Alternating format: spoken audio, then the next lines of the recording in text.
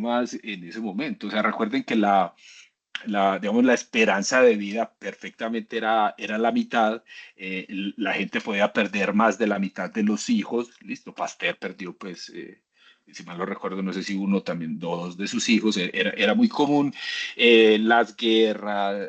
Y dentro de ese, digamos, ese panorama, pues, tan difícil para ser humano, para crecer y para vivir, pues estaban las enfermedades infecciosas. La mayoría de esas enfermedades eran enfermedades bacterianas, ¿cierto? Muchas de esas pandemias, ¿cierto? Por ejemplo, la famosa peste negra, la peste bubónica, esas eran enfermedades provocadas por bacterias.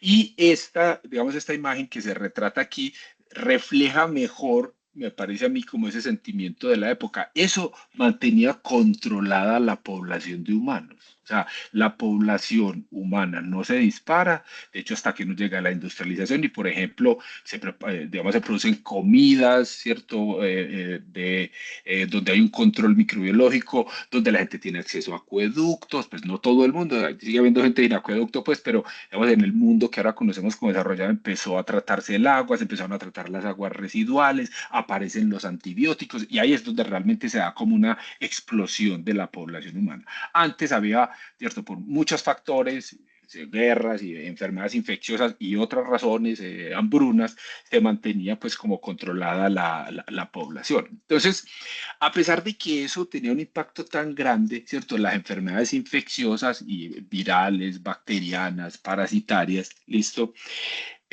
La humanidad como que no, o sea, no había como una motivación a entender eso, o por lo menos el pensamiento no, pues como que no le daba, o sea, no buscaban como la explicación, parecía ser que el mundo lo tenían entendido ya como era. Entonces, y si miramos, ¿cierto? Si miramos, pues, por ejemplo, cómo era esa labor del médico de la época, ¿cierto? Esto es una imagen pues que retrata lo que sería digamos, en esos siglos, ya aquí ya no es ya siglo XVII, pues, pero digamos que o sea, lo que hay realmente detrás de este atuendo es como una proyección estética. ¿Cierto? O sea, ante ese problema que ellos no entendían, desconocían los microorganismos, lo que hay es, ¿cierto? Como unas alternativas, pero era más como como les decía, un manejo como de la interacción social entre los humanos, porque ya sabemos que eso pues no ofrece ningún tipo de bioseguridad, ¿cierto? Ni las máscaras de madera, ni las esponjas que se utilizaban con perfume, ¿cierto? O sea, pero, digamos, ellos en teoría pues tenían como una solución. Entonces, para esa visión del momento, ¿cierto? Para esa visión del momento. Entonces, digamos, si uno le pedía consejo a los médicos de esa época, pues veía que los consejos pues eran contradictorios, ¿cierto? Una cosa que la seguimos viendo era cuando hay un problema que no se entiende y yo le pregunto a tres humanos distintos, esos tres humanos bueno, posiblemente van a dar respuestas diferentes. Si yo no entiendo el problema, ¿cierto? No entiendo, no hay una explicación clara, la ciencia no ha resuelto, ¿cierto? Que no se entiende ese problema, pues claro, yo voy a tener un montón digamos, de aproximaciones que se van a alejar de las explicaciones reales. Entonces, ese pensamiento caótico, ¿cierto? De la época, pues, o qué era lo que se recomendaba. Miren que esto es un problema, pues, de enfermedades infecciosas. Entonces, no, si llegaba la pandemia, ¿cierto? Ya ven, llegaban las pandemias, pues, llegaban, pues, en los puertos inicialmente, pues, la recomendación era salir huyendo. ¿Cierto? No entendemos el problema, se quise disparar, pues salga corriendo y recuerden que en esa época pues se tenía esa idea de que esas enfermedades que ellos no entendían bien qué era, se asociaban con algo que ellos llamaban el miasma, ¿cierto? O sea, se tenía la idea de que el aire con olor putrefacto que había en los pantanos o cuando hay cadáveres en descomposición, ¿cierto? Ese miasma, cuando la gente lo respiraba provocaba, ¿cierto? Eso, ¿cierto? Que ahora conocemos pues como enfermedades infecciosas. Entonces, esa recomendación, como eso era con el aire y tenía que ver con la respiración, pues las recomendaciones que reciben de las personas, aquellos que podían ir a los médicos, era evitar moverse de manera agitada. O sea, no se mueva, vaya despacio, porque la intención era digamos, respirar lo menos posible y así evitar, ¿cierto?, que ese aire contaminado entrara en los pulmones. El baño no era recomendado, se considera de hecho que no era una medida contraindicada, pues porque si usted se bañaba, abría los poros y le permitía pues a que ese miasma o ese aire corrupto entrara al cuerpo. Y digamos, dentro de esa visión que tenían de la situación, pues ahí venían unos tratamientos, ¿cierto? Como los famosísimos sangrados. Recuerden que, de hecho, eso se usó hasta el siglo XIX, o sea, eso seguía persistiendo, donde, pues, digamos, esto muy pensado, ¿cierto? Venía desde ese pensamiento de la teoría de los humores, que había un desequilibrio de los humores, pues, y eso digamos, se corregía poniendo el paciente a sangrar. Entonces, mire que, digamos, no hay un entendimiento del problema, pero siempre, así no se entiende el problema, va a haber explicaciones. Siempre va a haber gente dando explicaciones. Y claro, si no se entiende el problema, las soluciones no van a ser las adecuadas. Y les voy a poner pues un caso dramático acá. Esta es una pintura del hecho de muerte del presidente George Washington. Entonces, resulta que Washington, creo que esto era su segundo periodo como presidente, contrajo una enfermedad infecciosa en la garganta, creo que era. El hombre tenía una fiebre muy intensa y, claro, digamos, el tratamiento o la recomendación de la época, pues, era hacer el sangrado. Seguro Washington tendría el mejor médico del continente americano de la época, pues, seguro que así era. Pero, y él en su mente pues tenía la idea de que el tratamiento tenía que ser el sangrado, pues practicaron varios sangrados hasta el punto pues que se estima pues por lo que se encuentra en los libros, por el peso y la estatura, ¿cierto? Y el volumen perdido, que digamos ese tratamiento llevaría a Washington a haber perdido al menos el 50% de la sangre corporal, lo que sabemos que es incompatible con la vida. Entonces, en este caso, esa enfermedad infecciosa que no se entiende bien, ¿cierto? Y luego sabe el tratamiento no acabado, pues claramente llevó digamos, a la persona a la muerte. Entonces, a donde quiero llegar con esto es que los humanos siempre tenemos como una capacidad de explicar o de inventar cosas, ¿cierto?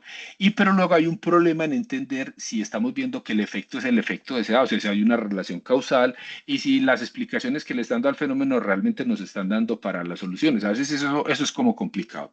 Entonces, ¿cómo se resuelve este ciclo? Recuerden que esto venía de siglos atrás, ¿cierto? El pensamiento de la teoría de los humores es una cosa que venía, si mal no recuerdo, desde los griegos. Eso viene muy atrás. Entonces, ¿cómo salimos de ese atolladero, de ese, ¿cierto? De ese pensamiento? Lo hacemos como suele ocurrir con un desarrollo tecnológico. Listo.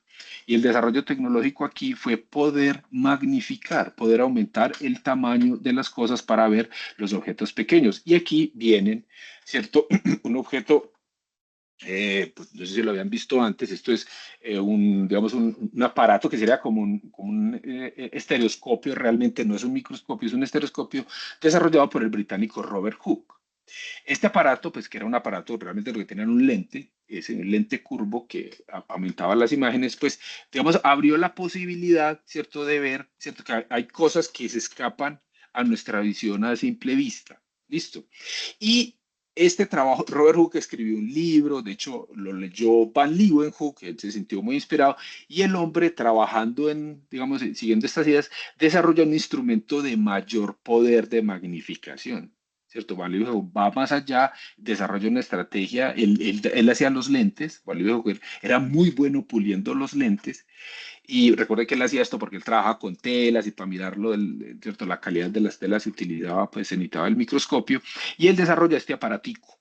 No sé si lo habían visto antes. Ese es el famoso microscopio de Van Leeuwenhoek, quedan en algunos museos, en Holanda creo, algunos de ellos. Esto no se parece al microscopio de los que les mostramos en el laboratorio.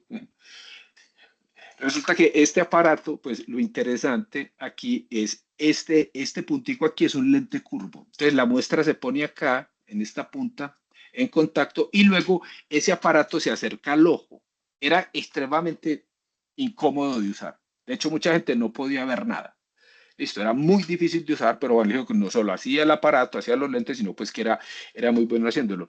Entonces, esa posibilidad, ¿cierto? De ver algo, ¿cierto? O de tener una percepción de algo que naturalmente, ¿cierto? Que, digamos, de manera directa no lo podemos ver, abre, ¿cierto? La posibilidad al estudio de un mundo nuevo. Digamos, la existencia de los lentes tiene dos impactos, no solamente en magnificar los objetos muy pequeños, sino ver con mayor, aumentar, magnificar y ver con mayor claridad los objetos lejanos. Entonces, el otro grupo de, digamos, de científicos que se vio muy beneficiado fueron los físicos o los astrónomos, pues. Esto es un dibujo pues, que representa a Galileo con uno de sus telescopios. Por ejemplo, Galileo, al poder utilizar esta instrumentación, él fue el primero en observar unas estructuras alrededor del planeta Saturno. Listo.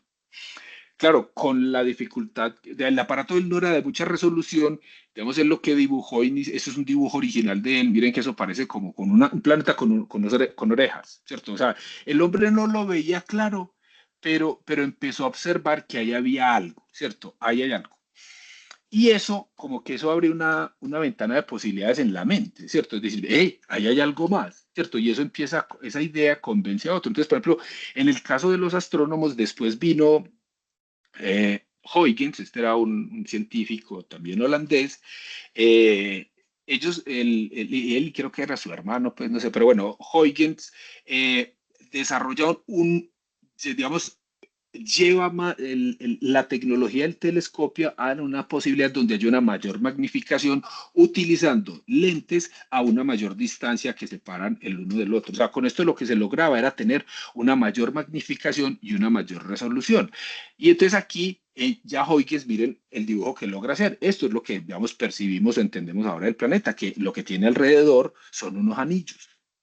Entonces, cuando se abre esa posibilidad y ya la ciencia o los científicos ven que ahí hay un camino, se empieza a mejorar esa tecnología para entender los problemas de manera más clara. Si vamos ahora, ¿cierto? Ya las imágenes que tenemos de planeta no solo son extremadamente claras, sino que tenemos otras tecnologías espectrales donde se puede estudiar la composición y eso. Entonces, a donde voy con esto es que después de que se abre digamos, esa tecnología, se sabe que existe, ¿cierto? Un mundo que no es perceptible, entonces han avanzado las tecnologías para estudiar ese mundo microscópico, como por ejemplo los microscopios o los telescopios, ¿cierto? Como este era una imagen del James Webb Telescope.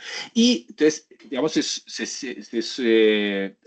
sedimentan, pues, o se, digamos, se asientan, o, digamos, unas disciplinas dentro de las ciencias para estudiar esos objetos muy pequeños o muy grandes. Y en el caso pues, de los seres vivos muy pequeños, ahí es donde estaría el tema pues, que nos trae hoy aquí, que es la microbiología y la parasitología. Entonces, lo primero que se tiene son unas imágenes, ¿cierto? Se ven los microorganismos. De hecho, lo primero que ve Van Leeuwenhoek son eucariotes. Recuerden que los eucariotes son mucho más grandes que las bacterias. Para ver las bacterias hubo que mejorar los sistemas microscópicos. Pero bueno, a partir de eso empieza como una carrera inicialmente muy lentamente, un poco insípida, para desarrollar esos métodos para estudiar esos organismos invisibles. Hay mucho interés en estudiar las bacterias, como les decía, pues porque esas representan una carga tremenda de morbilidad y mortalidad. Entonces, se mejoran los métodos microscópicos, se entrena a la gente, se desarrollan los métodos de tinción, pero a la par se empiezan a utilizar los cultivos, Pasteur empieza a utilizar los cultivos líquidos, Koch mejora el sistema con cultivos sólidos, listo. Y después se van incorporando otras tecnologías como la posibilidad de ver características fenotípicas, por ejemplo, la capacidad de degradar sustancias. Bueno, entonces todas esas cosas que les mencionamos en el curso de salud e infección van apareciendo ahí, ¿cierto? Yo lo miro, lo tiño, si puedo lo cultivo y hago pruebas bioquímicas. Con estas tecnologías fue que se hizo la descripción de ese mundo invisible biológico, utilizando esto. Entonces, claro, las técnicas microscópicas son, digamos, nos permite ver como esa estética, ¿cierto? O, digamos, esas cosas tan hermosas que hay en el mundo, pero al ser organismos tan pequeños, realmente el nivel de detalle que nos dan estas tecnologías es bajo. Y realmente cuando ya necesitamos mucha precisión para hacer análisis taxonómicos, para hacer clasificaciones, para hacer asignaciones de un responsable, un agente teológico, esto es complicado.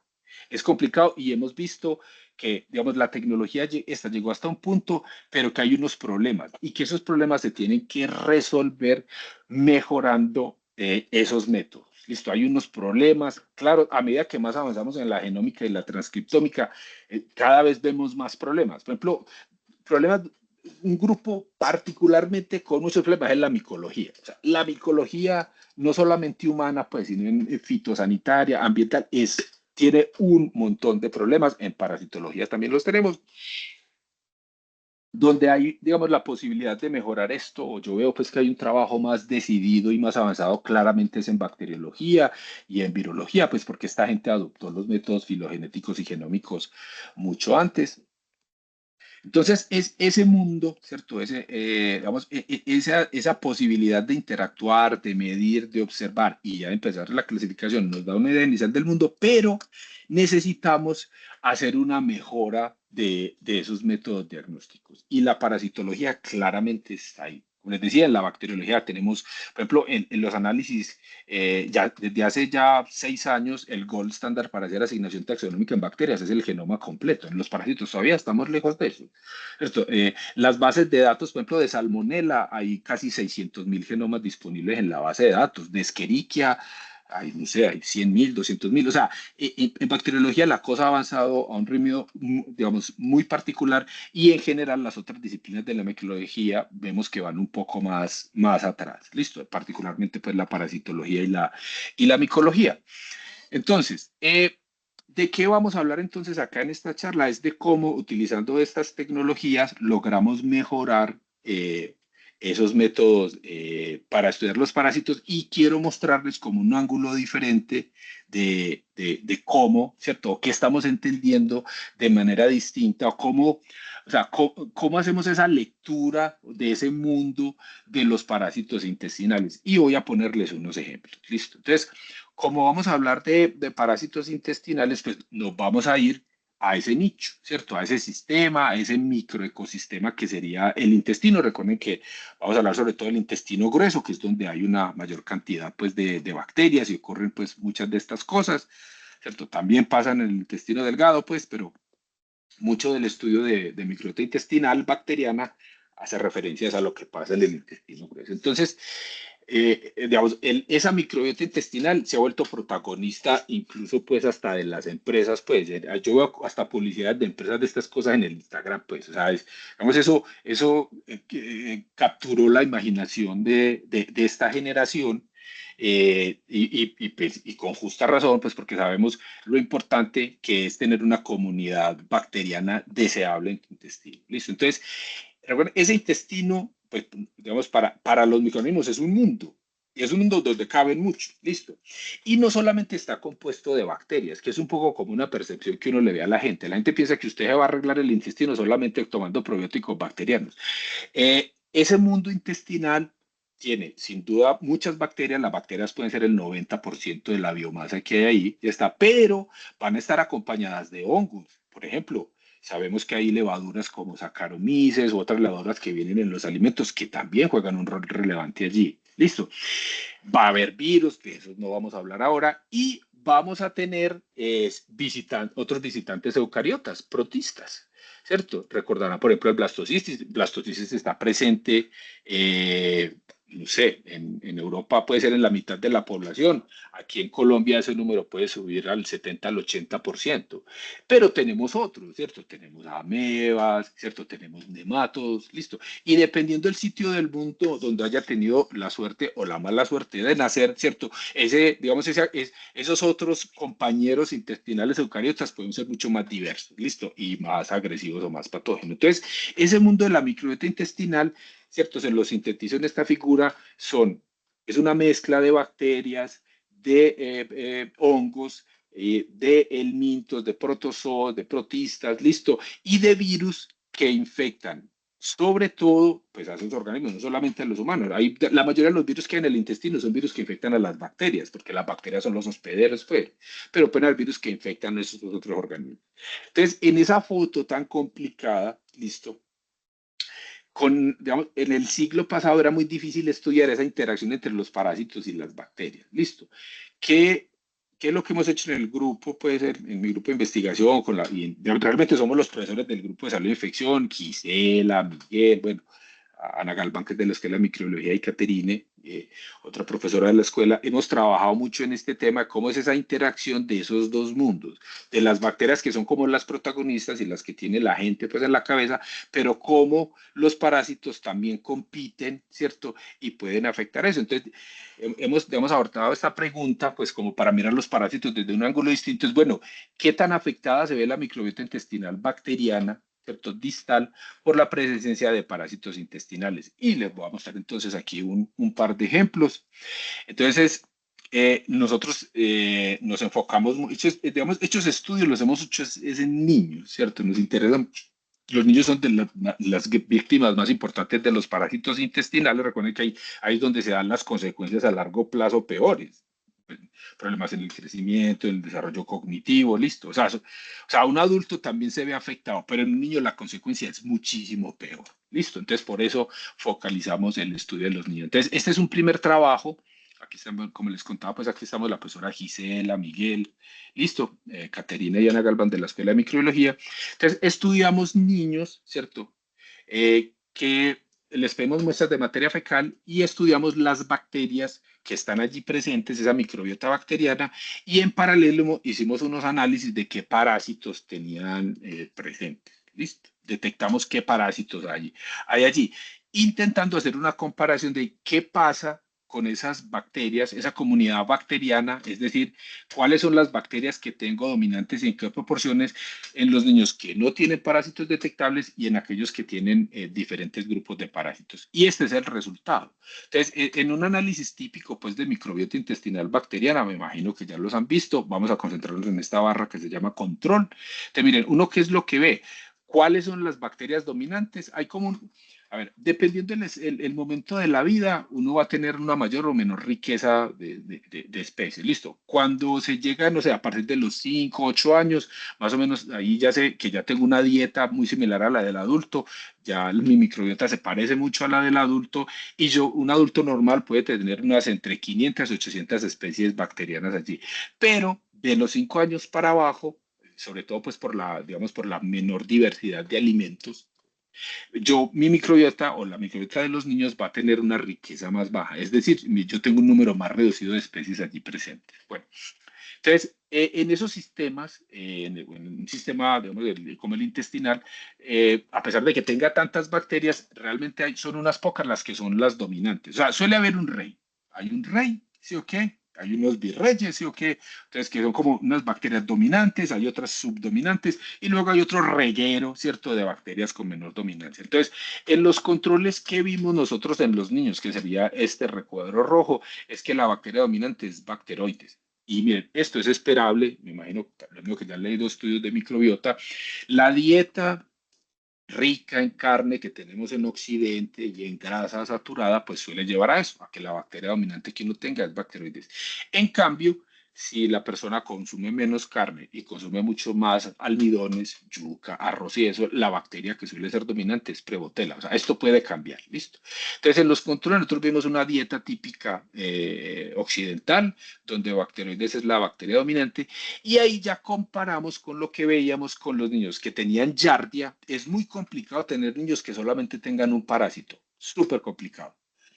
Pero intentamos pues que o estuviera uno o que el dominante fuera uno de ellos, pues listo. Entonces, aquí tenemos niños con Yardia, niños con Cryptosporidium y los niños que tienen el Mintos, este grupo lo llamamos el Pro, porque es que todos los que tienen el Mintos tienen protozoos o protistas, pues, o sea, todos, todos. O sea, es imposible, el que ya tiene un helminto, olvídese, pues que ya está colonizado también por los protozoos. Lo que sí puede haber es gente con protistas o protozoos y no tener helmintos. La prevalencia de los helmintos es más baja, listo. Entonces, si yo comparo estos perfiles, miren que si yo comparo el control, yo veo que la cosa cambia. Por ejemplo, en aquellos que tienen Yardia, vemos cómo se aumenta la barra de Prevotella. Y lo mismo ocurre con los que tienen helmintos y protozoos. Listo. Esto fue el hallazgo como más importante que vimos ahí. Este trabajo ya tiene más de 10 años, yo creo. Entonces, en esa época, pues era más bien novedoso. Los trabajos que han venido saliendo posteriormente, incluso en adultos y en otros continentes, en Europa, en África y en Asia, coinciden con esto, ¿cierto? La Prevotella suele ser amiga de los parásitos. Con entameba se ha encontrado. Listo.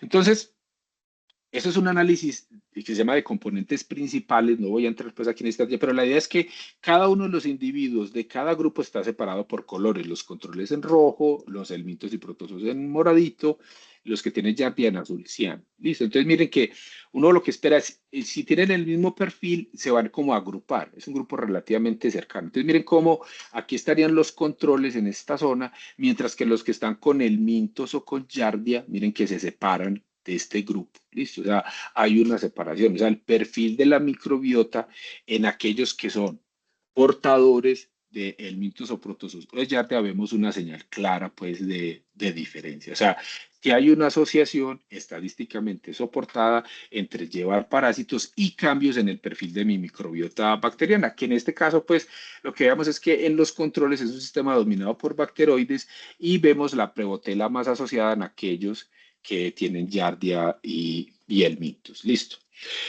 El segundo trabajo que les quiero mostrar aquí es uno con blastocistis, es más o menos la misma historia, pues, blastocistis, ¿se acuerdan que por el microscopio tiene un montón de formas distintas? Es altamente prevalente en Colombia, en España, en Holanda, en Canadá, es un bicho, pues, que está en nuestros intestinos. Algunos dicen que es patógeno, otros dicen que no, es problemático. Entonces nosotros queríamos ver qué pasa con la microbiota bacteriana en personas que tienen blastocistis o no. Y queríamos compararlo con digamos, con un protozoo que consideramos que no es patógeno, que en este caso es Entamoeba coli. Entonces, comparamos personas portadoras de Entamoeba coli versus personas portadoras de blastocistis, a ver si veíamos cambios en esa microbiota bacteriana. Aquí nuevamente estoy yo, está el profesor Miguel, la profesora Gisela, el profesor Felipe de la Facultad de Ingeniería, que trabaja con nosotros en bioinformática, y la profesora Ana Galván de la Escuela de Microbiología. Entonces, miren, en este trabajo aquí rápidamente, aquí les muestro, esos son unos índices, pero lo que yo quiero mostrar aquí es las personas que no tienen protistas versus los que sí tienen protistas.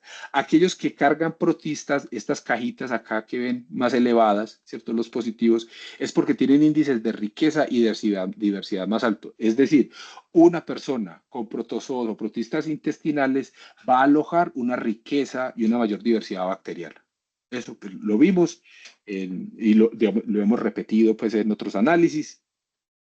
Y segregamos esto por grupos de cuáles llevaban E. coli y cuáles tenían blastocistis, naranja blastocistis y E. coli en verde, y los controles negativos sería este moradito, es NPDM, de No Parasite Detected, pues, en este caso fue microscopía lo que usamos. Entonces hicimos comparaciones y corroboramos esto, pues, de que si yo lo segrego en grupos es lo mismo, o sea, si yo tengo blastocistis o tengo entameba, ¿cierto? Yo tengo una mayor riqueza de especies, una mayor riqueza podemos observar. Eso se observa en términos de riqueza, que no vimos una relación ya estadísticamente significativa con los índices de diversidad de Shannon y de Simpson, pero se confirmaba pues que mayor riqueza, o sea, el que tiene protozoos, el zoológico, es un zoológico su zoológico intestinal bacteriano tiene más especies. Y este es otro análisis, este se llama de NMDS, digamos, es análogo al de componentes principales, pero la idea es que en rojo están los que no tienen protistas y en azul los que sí. Miren cómo se separan los perfiles de la microbiota de los positivos y los negativos. Es decir, las personas que tienen protistas, como lo vimos en el estudio anterior, y estos pues siendo otros, igual tienen un perfil de microbiota bacteriana diferente. O sea, es distinto, es más rica y es diferente.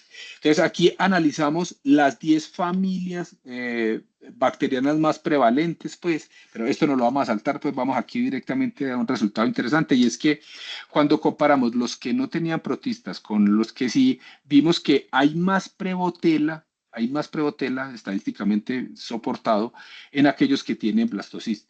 O sea, el blastocisis también es amigo de la prevotela, por lo menos acá en Colombia. Aquellos que tienen blastocistis van a tener una mayor riqueza, más especies en el intestino y van a llevar más prevotela. Y este, que es un hallazgo que sí es un poco más preocupante, ¿se acuerdan que, o sea, en el intestino hay unas bacterias buenas, ¿cierto? Posiblemente una de las más buenas, de las que nadie quiere perder en su intestino, se llama Akkermansia. Es una bacteria que degrada el moco. La pérdida de Akkermansia está asociada con un montón de enfermedades, pues, obesidad, colesterol alto. Bueno, eso es, o sea, malo no tener Akkermansia. Resulta que nosotros encontramos una relación negativa entre llevar blastocistis y las Akkermansias. Aquellas personas que son portadoras del blastocistis o no tienen Akkermansia o están depletadas, o sea, la abundancia relativa de la bacteria cae. Entonces vemos, esto es un efecto, miren que son efectos como polares.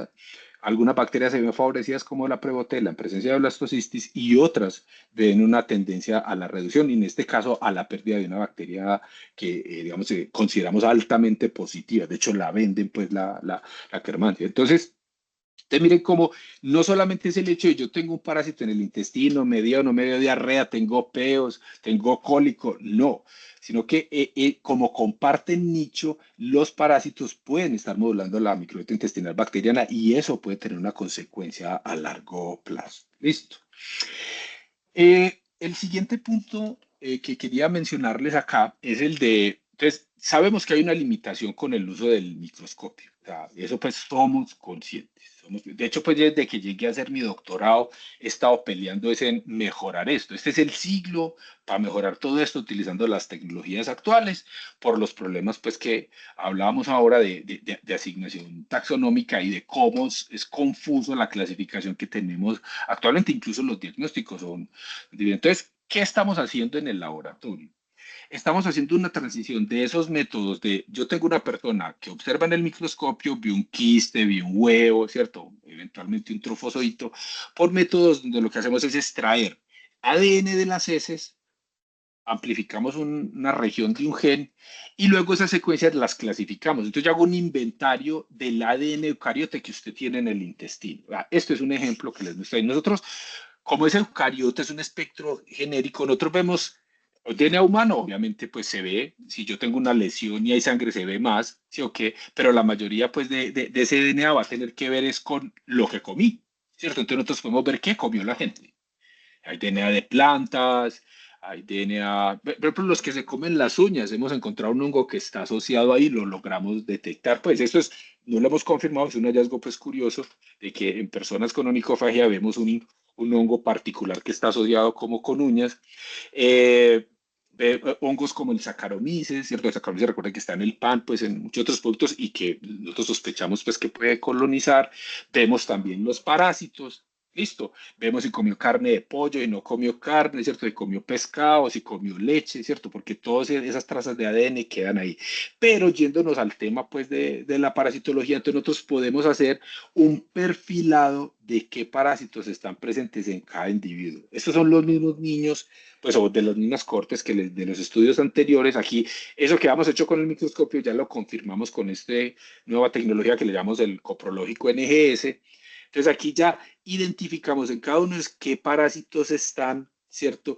Y digamos, qué tan ancha es la barra en el eje X, me habla es la abundancia relativa en secuencias de ADN, que nos da una idea de qué tan abundante es el parásito o cuál es la abundancia relativa entre ellos. Por ejemplo, en este individuo o en este niño, sabemos que hay blastocistis, que es el verde, y tenemos giardia, pero giardia es mucho más abundante. Listo. Aquí, por ejemplo, en este niño tenemos mucho blastocistis y tenemos este rogostoma. Rogostoma es una ameba que está asociada con materia orgánica en descomposición. O sea, esto de hecho es un hallazgo curioso porque esta es una ameba que uno ve en plantas de tratamiento de agua residual, ¿cierto? Es curioso que lo veamos en un intestino, pero bueno, en este individuo encontramos tricocefalida, realmente aquí lo confirmamos, es DNA de tricocéfalos, o sea, detectamos la presencia de tricocéfalos y también detectamos, por ejemplo, otro individuo con dientameba. Entonces, digamos, lo que nosotros hacemos en investigación y publicamos, creemos que esos van a ser los reportes del futuro, cuando yo tenga un inventario completo de qué bichos tengo y cuál es la abundancia relativa entre ellos. Y adicionalmente, nosotros podemos ir más allá y podemos hacer no solamente asignación a género, acuérdense que el microscopio nos da es género, sino que utilizando métodos filogenéticos, nosotros podemos hacer asignación en algunos casos de especies. Listo, en algunos casos. Pero, por ejemplo, con las entamebas se puede. ¿Se acuerdan que en clase de parasitología les mencionamos que uno no puede discriminar entre entameba histolítica, moscowski, dispar? Aquí en este árbol nosotros, pero en este individuo claramente identificamos que el individuo lo que tiene era entameba dispar. O sea, estas pruebas no solamente son más sensibles, sino que son más específicas porque yo puedo saber que y es más, yo puedo saber si hay mezclas, si lleva dispar, si lleva histolítica, ¿cierto? O lleva otras amebas. En el caso de los nemátodos, este es un caso también de un niño donde logramos confirmar la presencia de Enterobius vermicularis y hacer la asignación de especie. En el caso de las uncinarias, no se los traje aquí. Por ejemplo, hemos estudiado ya niños de 3 departamentos distintos y lo único que encontramos es Necator americanus. No vemos ancilostoma duodenal, ¿cierto? Que en los libros viejos hablan como si estuvieran presentes los dos. Nosotros, por pruebas de ADN, lo único que hemos encontrado, digamos, en este ciclo en el país, en intestinos de habitantes de Colombia, ha sido el Necator americano. Bueno, y en el caso del blastocistis es más interesante. No sé si se acuerdan que en blastocistis les hablábamos de que hay unos genotipos y que esos genotipos se llaman el ST1, el ST2, eso se lo mencionó Miguel. Entonces, por ejemplo, ¿por qué es importante esto? De blastocistis descritos, no sé si 40, 50 subtipos. Los subtipos, algunos tienen especialización de hospedero, es decir, por ejemplo, hay unos que son de humanos. El ST1 y el ST2 son claramente de humanos. Entonces, por ejemplo, estos, si yo lo encuentro en gente, esto es de transmisión antroponótica y el ST3 también. El ST4 también es humano, pero por ejemplo, este ST4 es el que predomina en Europa. En Europa, este es el bicho que usted encuentra mayoritariamente. Listo. Esto es un perfil de lo que vemos acá en Colombia. Tenemos ST1, ST2, ¿cierto? Esto, por ejemplo, estos son zoonóticos, el ST6 y el ST7. Entonces yo puedo ver quiénes están y también, como tengo mayor resolución, yo ya puedo entender cómo son esas dinámicas de transmisión, si son zoonóticos o si son antroponóticos. Y adicionalmente puedo hacer una cosa, por ejemplo, en el caso particular de blastocistis, yo puedo ver si la gente lleva mezclas de subtipos, de esos genotipos. Que eso, veamos, esto lo publicamos nosotros ya hace unos años que, digamos, fuimos pioneros en esto, es que tenemos una prueba donde yo puedo ver de los blastocistis qué mezclas lleva. Por ejemplo, este individuo tiene una mezcla de ST1 y ST3, ambos que son antroponóticos. Hay individuos que solamente están colonizados por un solo subtipo, ¿listo? Y las proporciones, ¿cierto?, de uno y de otro pueden variar, ¿listo? Entonces, esas infecciones las llamamos infecciones mixtas. Todo eso que les estoy mostrando es una sola prueba. Esa prueba de metataxonómica, coprológico, NGS nos arroja todo esto. O sea, a partir de esas secuencias, utilizando software, logramos hacer estas asignaciones. Y aquí ya voy a terminar. Esto ya acabo, pues no quiero alargarme mucho para no dormirlos. Eh, una cantaleta mía toda la vida. A mí me encanta la tecnología y me gusta ver que la humanidad progrese, avance, mejoremos las cosas que hacemos con las tecnologías más modernas. Entonces, yo, pues digamos, nos concentramos en el laboratorio, ¿cierto? Nos pusimos todos allá las botas y hicimos una comparación de métodos microscópicos versus el coprológico NGS. Porque yo quería, pues, o queríamos saber, a ver, ¿qué nos muestra esto? O sea, ¿qué tan bien queda hecha la tarea cuando ustedes mandan un coprológico y se lo hacen en Sura, en el Pablo Tobón, en la clínica Sommer? ¿Sí o qué? Bueno, eso que tanto cuadro. En este caso, digamos que aquí hay un poco de truco y es porque nosotros pusimos a microscopistas expertos. O sea, esto no está hecho por un microbiólogo promedio. Esto está hecho por profesores, incluso profesores con doctorado, muy expertos en eso. O sea, queríamos ver como un gol estándar. O sea, una persona con un entrenamiento profundo y que tenga el tiempo para dedicarle a esto, ¿qué lograba ver? Listo. Entonces, miren, en el verdecito oscuro está el resultado del microscopio y en el verdecito claro con el coprológico NGS. Y aquí tenemos los bichos. Blastocystis, Entameba harmani, Entameba coli, las entamebas, aquí las pusimos en el complejo, pues nosotros con el DNA sabemos cuál es cuál, pero como en el microscopio pues no se sabe, pues las juntamos. Giardia, Endolimas nana, Ciclospora, Citoisospora, Cryptosporidium y Dientameba. Sí, ok. Todo eso lo recuerdan pues del curso de salud e infección. Entonces, mire, ¿qué es lo que nosotros vemos acá? Hemos dicho, la preguntará a Henry ahí para despertarlo. Henry, ¿usted qué piensa de esa gráfica? ¿Qué nos está diciendo? que, que hay mucha más sensibilidad con el NGS que con el microscopio. ¿Estamos todos de acuerdo, sí o no? Mire, por ejemplo, mire la observación de Henry Tampuer. ¿Cuántos casos detectamos de blastocisis si yo comparo el microscopio versus el NGS? Más del doble, ¿sí o qué? En el caso de Entameba harmani, más del triple, ¿sí o no? Pero, Pero miren que hay un problema.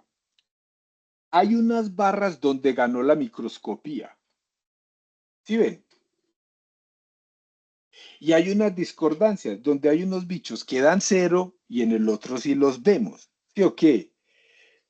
Pues, ¿qué hipótesis podríamos plantear ahí al respecto?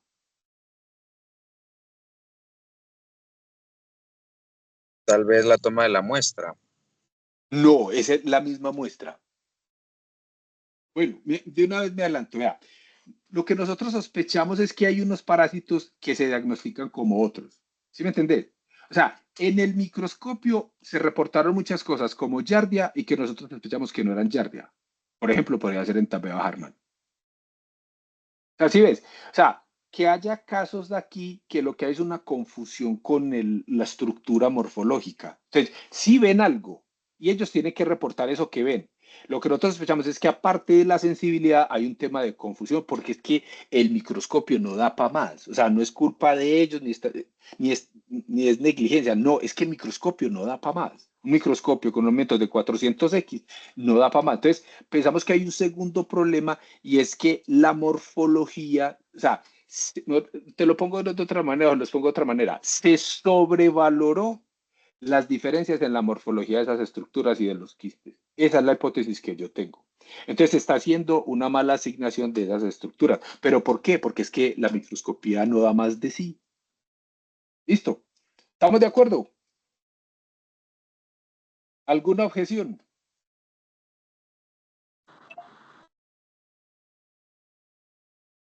Bueno, Ninguna. Profe, y en términos del manejo clínico, ¿cree que va a haber como diferencias frente a esa mayor sensibilidad y especificidad?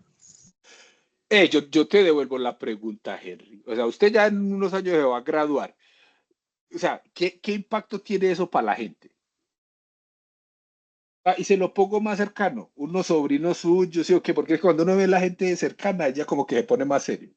Entonces, si uno quiere, no sé, hay que tratar, estoy tratando lo correcto, ¿vos qué pensás? O sea, ¿qué impacto ha tenido esto históricamente? Pues, profe, es que es complejo porque, digamos, hay muchas personas que son como portadoras, pero no desarrollan el cuadro clínico. Entonces, pues, ahí realmente no sabría uno decir como, bueno, estoy tratando pues el diagnóstico por laboratorio o estoy tratando pues la clínica del paciente, al paciente, ¿no? Entonces yo creo que se entraría un poquito más a esa discusión. Ve, yo estoy de acuerdo que yo al final de lo que se trata esto es que usted está tratando los síntomas, a ver si se le cuadra o no se le cuadra la cosa.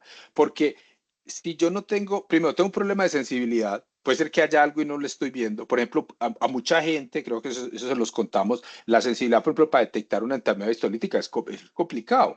Puede ser que si la tenga y usted no se la vio. Entonces, al final usted termina tratando síntomas, pero estamos lejos de estar tratando el agente etiológico. ¿Cierto? Hasta que estas tecnologías se implanten, porque eso sí les digo, estas tecnologías que nosotros usamos aquí se consideran tecnologías de ultra alta sensibilidad, o sea, nunca habíamos llegado a este nivel de sensibilidad para detectar patógenos, nunca. O sea, eso es relativamente reciente y esto no tiene 10 años. Entonces, apenas estamos llegando ahí. Entonces, eso lo que nos va a llevar es, a medida que vayan saliendo estudios como este, se publiquen, se hacen estudios más grandes, yo lo que me imagino es que entonces ya vamos a empezar a como que se van a sobrelapar esos dos mundos, donde yo ya no trato los síntomas, sino que como yo tengo el diagnóstico correcto, ya estoy tratando el agente etiológico o porque pueden ser varios, los agentes etiológicos, entonces el porcentaje de curación debe ser más alto. Y el uso racional de medicamentos se va, de los antiparasitarios, pensaría yo pues que va para arriba, que va a mejorar. Entonces miren, ahora, Henry, usted que esta es la de el Mintus. En el primero es tricocéfalos, ¿sí o qué? Trichiuris trichiura. El segundo es Necator americanus, ¿se acuerdan? Las uncinarias, es la que vemos. Ascaris, ¿cierto? Que pues sospechamos, la mayoría de los casos son lumbricoides. Strongyloides estercoralis, Paragonimus e Hymenelepis nana. Listo. ¿Usted qué interpreta esa gráfica, Henry? ¿Cómo la ve? ¿Igual o distinta a la anterior?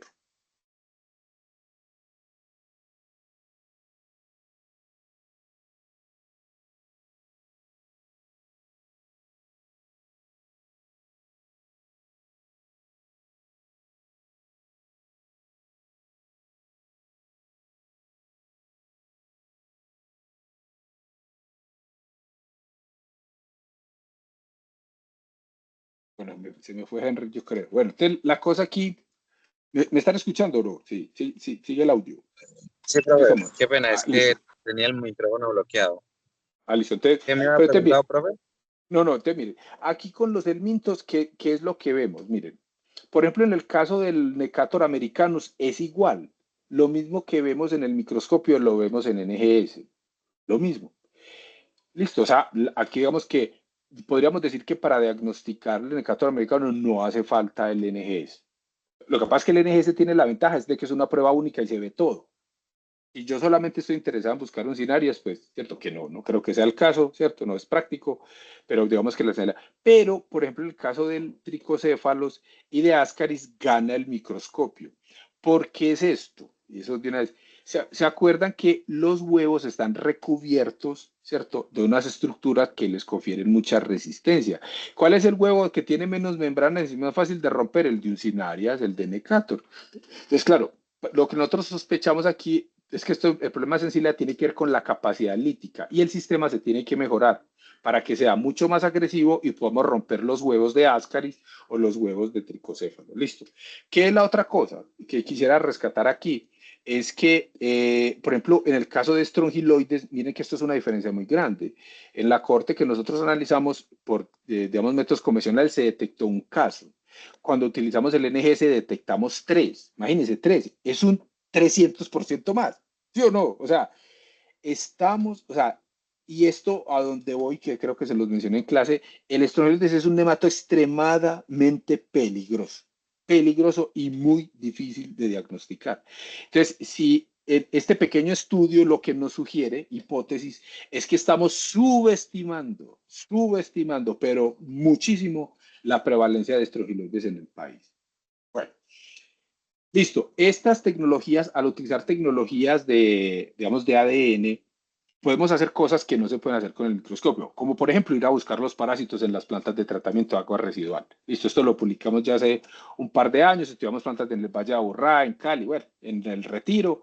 Listo, hicimos todo esto que es que ya les contamos, pues, pero aquí quería cerrar que entonces, estas tecnologías, al ser tan sensibles en las plantas de tratamiento, nos permite detectar los parásitos. Entonces, por ejemplo, nosotros detectamos en las plantas de Bello y de Itagüí la presencia de Giardia intestinales, de Entamea moscoski, Entameba histolítica, está en Cali, Entameba coli, listo. Estos son aguas residuales. Es un pool de las cacas de la gente, ¿sí o qué? Que vive en las ciudades. Y miren que aquí estamos viendo, se llama epidemiología de aguas residuales, estamos viendo cuál es el perfil epidemiológico de los intestinos de los habitantes de ciudades como Cali, Medellín o El Retiro. Listo.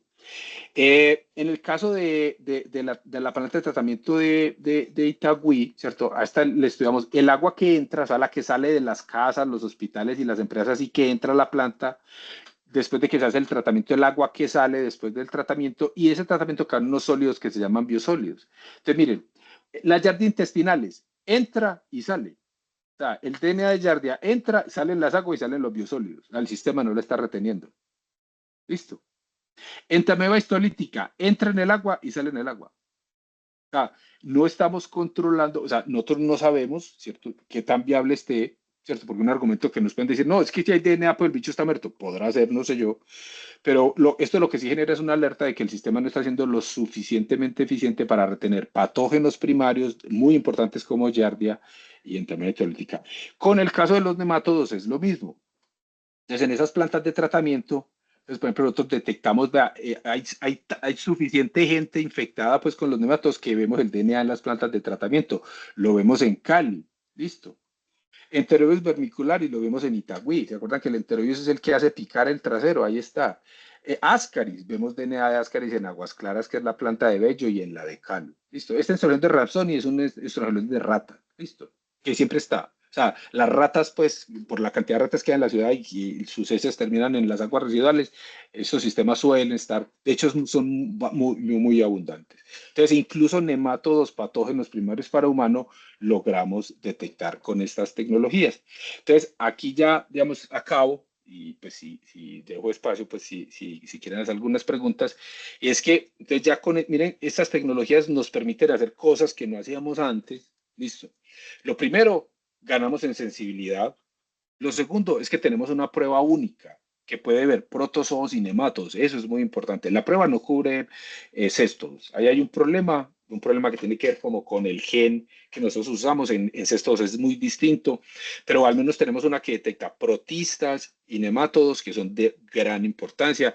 Esa prueba es altamente sensible, se puede aplicar no solamente en heces humanas, sino que nos permite estudiarlo en matrices ambientales, en aguas. Incluso saben dónde lo evaluamos, en insumos de agricultura. O sea, lo que se utilizan en abonos o es material compostado que se utiliza y lo hemos encontrado. De hecho, blastocistis es muy común en el sistema. Hemos encontrado abonos con DNA de uncinarias, pues en el sur del país. Porque claro, como digamos, si yo tengo una población que está súper infectada, esos huevos y todo ese material va al río y eso pues termina contaminando después las aguas que se utilizan para hacer estos procesos de bioinsumos, pues que no tienen un control a veces muy estricto. Entonces nos permite hacer esto y adicionalmente ya tenemos la resolución para hacer la asignación de especie en muchos de ellos, que eso es un problema. O sea, seguir hablando de género, ¿cierto? Una entameba, no, o sea, queremos saber cuál es y que eso nos permite entender mejor cómo si son dinámicas de transición antropológicas o zoonóticas. Y todo eso lo ganamos con una sola prueba que es altamente automatizable. Pues mucho de esto, recuerden que es este sistema de desarrollo de software y al final pues es un servidor el que puede procesar cientos de muestras de estas en cuestión de días o cuestión de horas. Bueno, no, eso era, Henry, espero haber cumplido el objetivo, pues y que la expectativa de la charla pues estuviera orientada a este tema.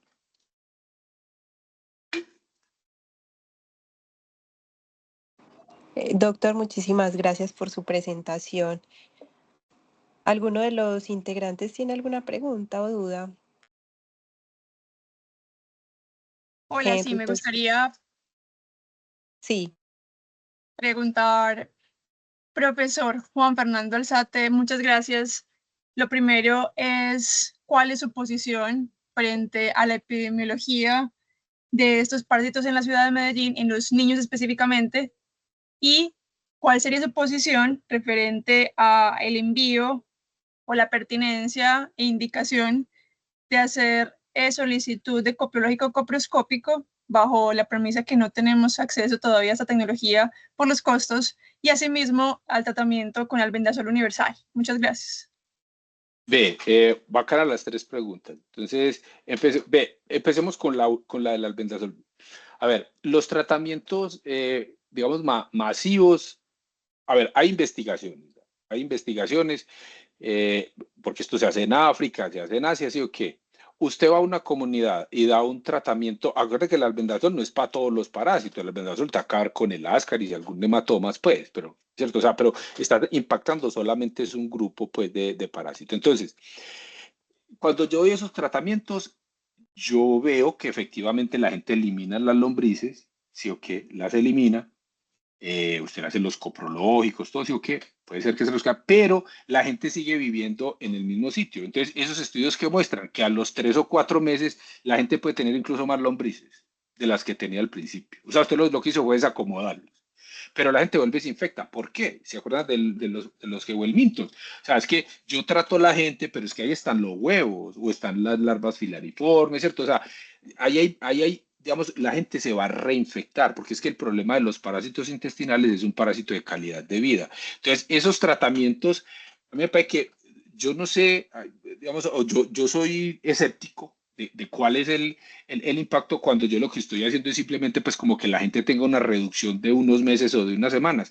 Porque, digamos, detrás de esto hay otro problema y es que acuérdense, ¿qué pasa cuando yo someto cualquier ser vivo en este planeta a una restricción, no sé, a una sustancia que lo afecta? ¿Cierto? Diga una bacteria, un antibiótico, un antiparasitario. ¿Usted qué está haciendo? Usted está seleccionando los genotipos resistentes.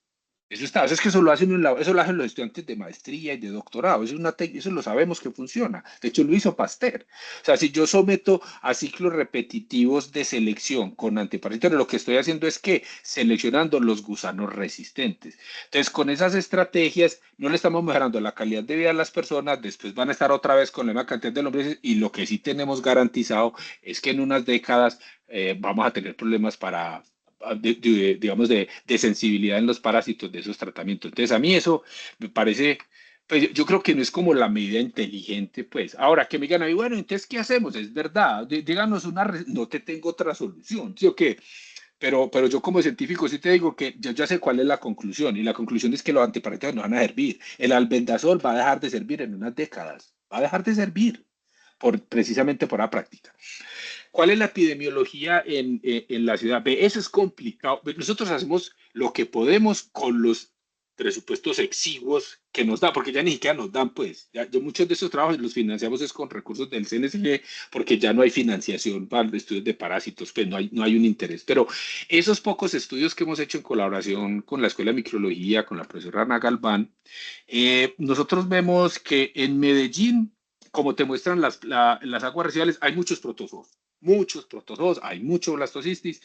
¿Qué pienso yo aquí abusando de mi memoria? Pero sí les pido por favor que lo revisen ustedes, pero a mí me suena que lo que más hay es Giardia. Giardia es relativamente común, listo. Sí, en niños más pequeños hay unas prevalencias importantes de Cryptosporidium. No recuerdo si es del 1 o del 2%, y publicamos un artículo de una estudiante de ANA hace unos años, pero, o sea, está, Cryptosporidium está, y claro, ¿se acuerdan que después no hay una de transmisión antroponótica, otro zoonótica? Aquí en la ciudad tenemos el hominis, que es el de mayor transmisión antroponótica. También hay casos zoonóticos, sobre todo por los niños que vienen de zona rural. Listo. Y en Tameva histolítica hay, de hecho yo pensé que iba a haber más, no encontramos tanto, pero también hay nematodos. Listo. Los hemos encontrado y claro, a medida que usted se va alejando de los centros urbanos, entonces en Medellín hay muchos protozoos, hay pocos nemátodos, listo. Lo que pasa es que la transmisión va a ser más fácil para aquellos que puedan hacer esa transmisión antroponótica, pero entonces ¿dónde se infectan no sé, los que son geohelmintos, ¿cierto? Que tienen mecanismos más complejos de transmisión? Es gente que vive en las periferias, donde ni siquiera tienen acueducto, alcantarillado, o que viene de zona rural, de los municipios, porque como les decía, a medida que yo me voy alejando de los grandes centros urbanos, donde sí hay agua potable y alcantarillado, ahí ya se dispara la cosa. Y yo te hago un paralelo. Entonces, por ejemplo, si yo comparara Cali y Medellín, lo que nos muestra aquí es que Cali tiene unos serios problemas de parasitismo. O sea, lo de Cali excede con creces lo de Medellín. O sea, ya el problema es mucho más grave, por lo que nosotros vemos en esas plantas de tratamiento. Listo. Entonces, en Medellín, digamos, sintetizando, hay una tasa sobre todo de protozoos, si tenemos algún elemento, pero yo pienso que estaría muy por debajo del promedio, ¿cierto? De la mediana nacional. Y aquellos parásitos que tengan transmisión antroponótica van a seguir transmitiéndose, ¿cierto? Porque por la preparación de las comidas, ¿cierto? Por el compartir piscinas, cosas de ese tipo que no necesariamente están relacionadas es con problemas de la calidad biológica del agua.